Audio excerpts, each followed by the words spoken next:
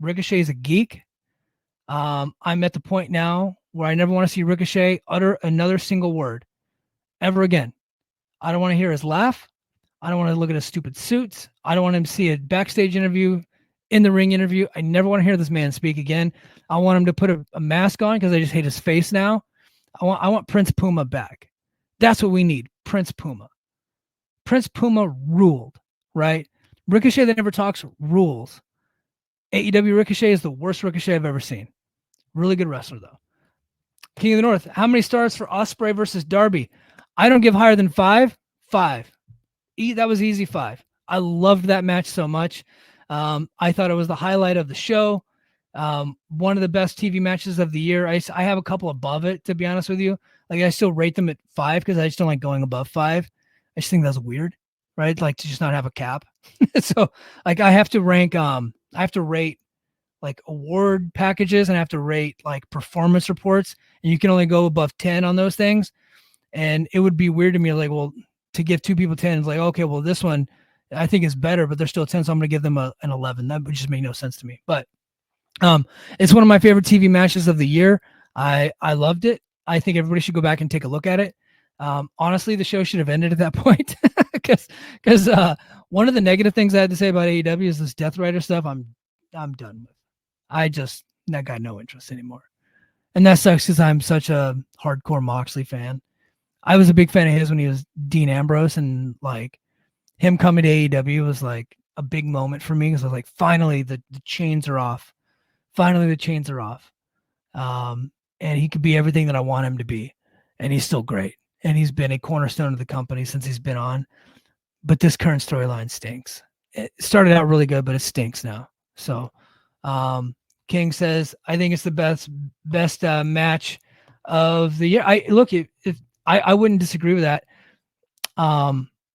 I really like Ospreay versus Josh Alexander from Impact earlier this year. I like this one's right up there.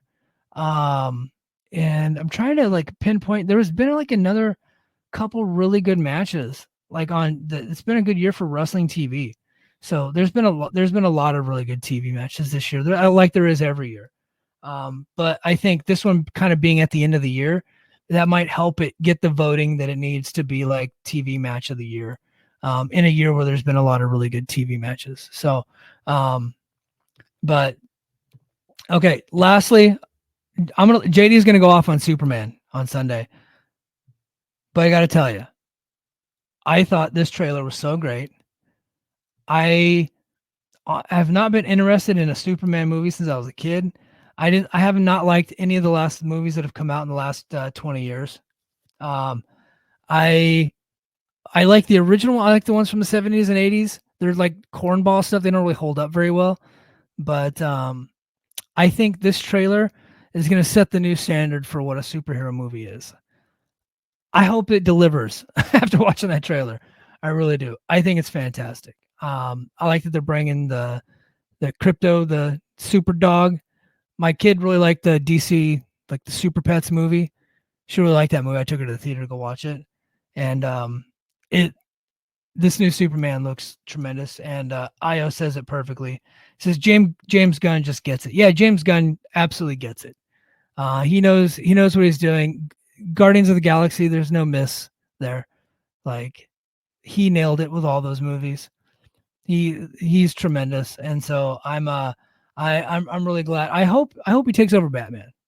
I hope he does, because the last emo Batman, like, it wasn't like a bad movie. I just didn't feel like a Batman movie to me. So I'm excited to hear what JD has to say about it. But all right, guys, I have to get. Family's calling me downstairs. I apologize for going a little bit short. Apologize for going solo. And I know some of you Voices of Wrestling people wanted to hear rants about AEW. You're gonna get that.